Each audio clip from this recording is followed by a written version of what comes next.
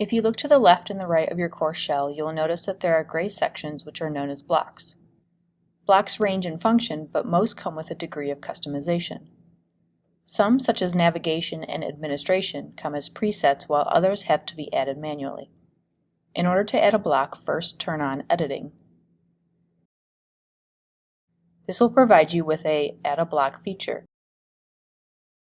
This gives us an alphabetical list of blocks that we can add. For this example, we will add the Activities block simply by selecting it.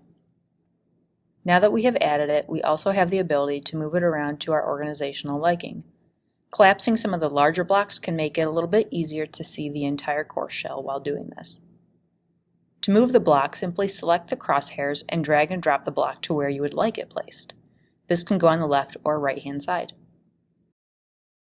Lastly, you can delete blocks. While some can't be removed, such as navigation and administration, others can be deleted by selecting the block's gear icon, selecting Delete Block, and then confirming your choice.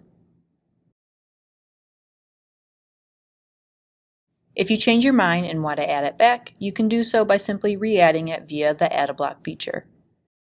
There are many other blocks available for your course that have a lot of useful features, so if you have any questions about using a certain one, please contact the Office of Online and Distance Learning.